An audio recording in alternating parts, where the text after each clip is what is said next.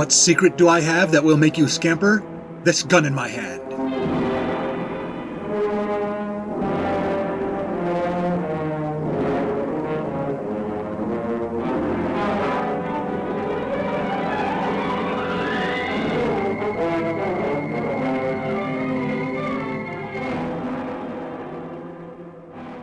Funding for This Gun in My Hand is provided by Viking River Cruises.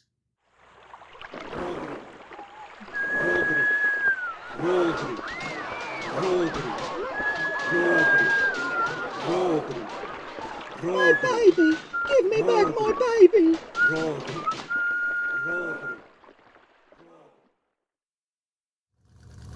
Thursday afternoon, a taxi rushes to Parabellum Heights. In the back seat, Inscrutable Hero by virtue of the fact... Wait a minute. I thought we agreed not to use that. Use what? Inscrutable? What do you want then? Impenetrable Hero by virtue of the fact he carries a gun? Somebody's gonna try penetrating me in this episode? I don't know. Immeasurable? Indefatigable? Makes me sound fat. Inconfoundable. That'll have to do. We're almost there. In the back seat, Inconfoundable Hero by virtue of the fact that he carries a gun, Falk Zildjian rereads the message he received minutes before. It says... My dearest Mr. Falk Zildjian, I apologize for not giving details in this missive, but I must request your presence at Vulvawood Hall at your earliest convenience, by the fastest means of conveyance attainable.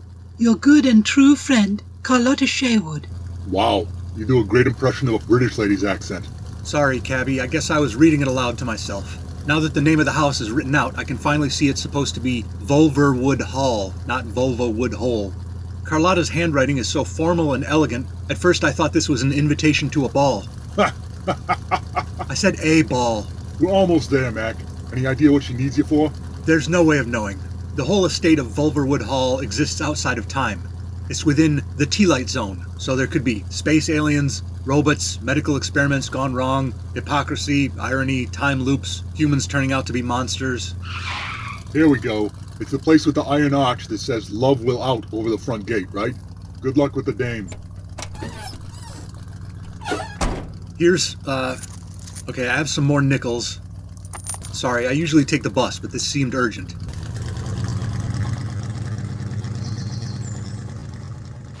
Last time I walked in through these gates, I couldn't get out until I solved a riddle. This time I hope it's the kind of problem I can solve with a gun, or a few minutes of wrestling. Mr. Zildjian, thank you so much for coming. What's this about, Miss Sherwood? It's a kidnapping. The next in line to the throne of Great Britain has been taken and is being held for ransom.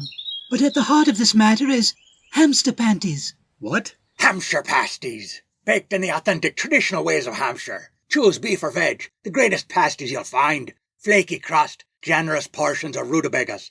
Don't be found wanting, you'll want to be finding Hamster Pasties. Brought to you by the gorgeous ladies of Wassailing. Here we come a-wassailing among the leaves so green. Why is a commercial for pasties sponsored by another commercial for whatever that is, Wesseling? Wassailing. It means singing Christmas carols at the doors of rich folk. By carolers who are half begging, half demanding they bring you some victuals, as well as something to wet your whistle. 'Cause you can be sure they got more than they be needing. You think they'll have space in their bellies for all that ficky pudding? Share the wealth, I say. These be such hard times, you can't afford to feed your whole family, or make a commercial without embedding the second commercial inside it. So don't buy no Cornish pasties, or pasties from Devon or Sussex. Lord forgive you if you try 'em from farther afield. Scots calls theirs bridies, and Welsh calls 'em doggies. You want to guess what the Welsh puts in them if they be calling 'em doggies? Nar. Only the best for you, and that's Hampshire pasties. This is all quite confusing.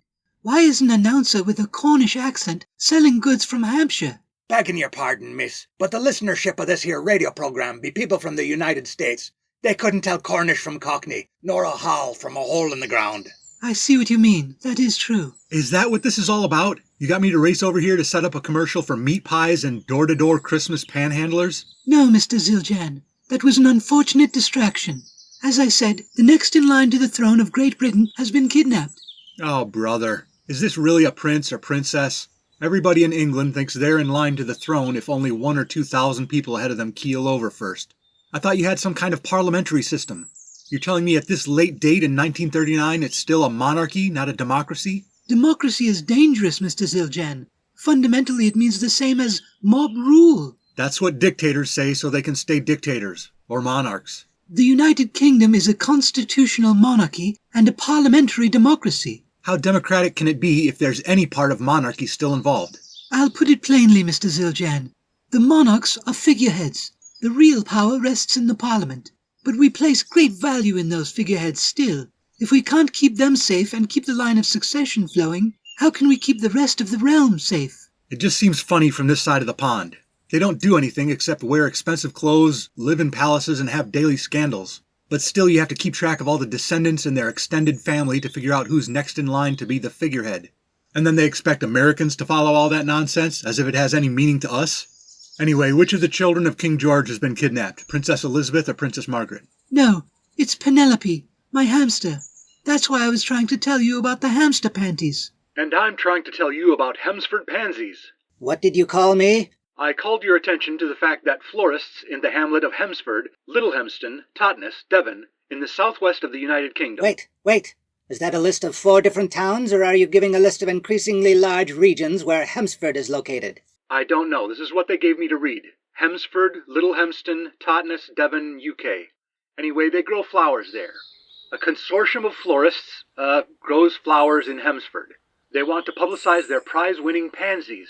Available in every color of the rainbow. Red, orange, yellow, not green unless you count the leaves, blue, indigo, variegated, and white. Variegated is not a color. Will you get off my back? What are you, the grammar police? I'm fact-checker of commercials for the Magnum Radio Network. Well, this isn't a commercial, it's an underwriting announcement. What's the difference? Public broadcasters are not allowed to have promotional messages or a call to action, like asking you to buy a product or service. But they can have underwriting announcements, in which the promotion and call to action are only implied. Can I finish? You may, but variegated is not a color. Without asking you to buy Hemsford pansies, we're letting you know they're out there. They exist. So, do with that what you will. Are they sold in the United States, or would listeners have to travel to Totnes or wherever to see them? Hemsford. No, we're just playing the sounds of the Devonshire countryside where these florists operate. First you say Devon, now it's Devonshire. Is that the county or region where Devon is located? Both terms are used for the same area. It's a whole thing. I don't even want to get into it. But yes, listeners might want to travel there if they... Oh no. Don't take my baby! We'll need his unpaid labour as soon as he's old enough to walk. Underwriting of this gun in my hand by Hemsford Pansies has been underwritten and undermined by Viking River Cruises. Quick, Carlotta, tell me what's going on before the Vikings or announcers come back. Yes, well, as you know, Falk, Queen Anne reigned over Great Britain from 1707 to 1714. Everybody knows that. Go on. Her children preceded her in death, so the crown would have passed to her second cousin, who would be King George I, except that Queen Anne left a secret edict stipulating that she should be succeeded by her hamster, Whimsy, or as she would soon be known, Queen Whimsy I. There were hamsters in Britain in 17... Don't do that. A long line of hamsters has ruled Great Britain secretly since 1714. Hamster generations are shorter, so it's been a much longer line than human monarchs across a similar span of time. But didn't any of the human relatives try to take back control of the kingdom? There's always squabbles between competing princes and uncles, accusations of illegitimacy. I imagine the urge is even stronger when there are competing species involved. No, Queen Anne was beloved by Parliament, so they honoured her wishes. They knew that British subjects could not handle the truth about being governed by hamster royals, so they continued the line of fake human monarchs who pretended to have the usual squabbles over the crown, making a sort of sport of controlling the kingdom. A Game of Thrones, you might call it, or a clash of kings. More like a feast for crows. Pardon me? Nothing. Go on. Yes, well, Queen Anne's second cousin played the role of King George I from 1714 until 1727. In actuality, he was carrying out the orders of a series of hamster monarchs. All the human kings and queens of the United Kingdom have served at the pleasure of the royal hamsters, up to this very day when we are subjects of Her Majesty Mellifluous the 67th, by the grace of God, Hamster Queen of Malta, and of her other realms and territories, and some moons that we'll not mention in detail. You could say that we serve on Her Majesty's secret Scamper. I don't get it. Am I too late? I heard the title of this episode and came as quickly as I could. Who are you? The name is Barnes, Jimmy Barnes. When I play whist or bridge or baccarat, they call me Card Sense Jimmy Barnes. Why would the affairs of Her Majesty apply to you? Even though I'm American, I work for British military intelligence. You have dual loyalty? No, I'm not loyal to the States at all. And you thought the Queen was in danger of scampering off somewhere? What? No, I thought a journalist or spy was trying to open a skylight into the camper where Her Majesty keeps all her secrets. On Her Majesty's Secrets camper. If you knew anything about Brits, you'd know they call it a caravan, not a camper. Touché. And you, Miss Shaywood, I knew you were making it up when you said some monarch was beloved by Parliament. But I tell you, it's all true. What, he doesn't know about the hamster panties? Get out of here. I've heard it too many times now for this to be a misunderstanding. You're not talking about Hampshire Pasties or Hamster Panties. You're talking about undergarments that fit on the nether regions of Syrian rodents? Yes. I've seen a lot of unbelievable things in this town, but this tops it all. What kind of problem involving hamster panties can be solved with a gun? It's like this, Falk. MI3, that's the third branch of British military intelligence. They're hoping to expand to a fourth branch and maybe someday a fifth. Security of the hamsters royal is important to them. This isn't the first kidnapping scare they've had, so they've implemented measures trying to stop it. They created miniaturized wearable tracking devices for the Queen and her children and extended family. They'd have to make dozens of them. Thousands. Some kind of necklace or bracelet with a tracking device in it? Well, first they tried earrings, but the boys didn't want to wear them, and someone pointed out that kidnappers would steal those first, thinking they're valuable. So they scrapped the idea of putting it in necklaces or bracelets or other jewelry. They planted the trackers inside shirts, but you ever try to keep a shirt on a hamster? They just wiggle out of it. And that's why the last resort was... Hamster panties. Don't they wiggle out of those too? Apparently hamsters love wearing panties. They resist anyone taking them off. Okay, finally we're getting some answers. Now what do you expect me to do about it? Why do you need me to search for them or deliver ransom money if you have some device to track them? I hold the radio device that shows where all of the hamsters royal are located, based on signals from their hamster panties. But it stopped working. You need someone who's done one of those correspondence courses advertised in the back of comic books to become a radio technician. Or Castro could help you fix it. I'm no good at that stuff. You see, when the device has malfunctioned in the past, I usually struck a sharp blow on the side of the thing. But it's not enough this time. I think it needs to be struck more forcefully. In fact, we've had strong men and industrial machinery strike the box very roughly, to no effect. What I believe it needs is to be struck by a bullet, if you please. He can't just do it on command. You gotta get him ready for it. One must set the mood? Very well. I'm willing to... No. You gotta set him up with a question. Like, I don't know, what do you got that can solve this problem? This gun in my hand? There we go. You want me to shoot that thing? Precisely. Can you set it down on the grass or something? I don't usually miss, but when I do, it's a doozy. Of course. Thank you so much, Mr. Zildjian. Your efforts today have preserved the British monarchy. Don't pin all that on me. You know, Carlotta, the amazing secret you revealed today wasn't that the kings and queens of Britain are hamsters. Technically a constitutional rodential monarchy. The really startling part is that Brits were able to breed hamsters 200 years ago that are intelligent enough to govern a nation. Oh, no. They are no more intelligent than hamsters have always been, or than the hamsters you might encounter by boys dawdling about a pet shop. What we do is draw circles on a large sheet of paper and label them yes or no, or sometimes peace and war, or raise taxes and lower taxes.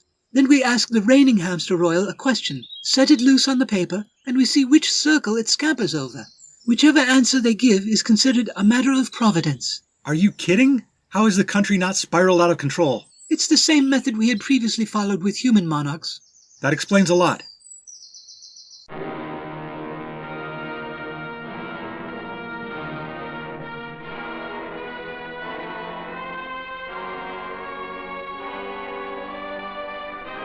On Her Majesty's Secret Scamper, episode 133 of This Gun in My Hand, was governed by Rob Northrup. This episode and all others are available on YouTube with automatically generated closed captions of dialogue. Visit thisguninmyhand.blogspot.com for credits, show notes, archives, and to buy my books, such as Sisyphus Eat Your Heart Out, available in paperback and ebook from Amazon. What do I dip in the water to propel a longship? This gun in my hand.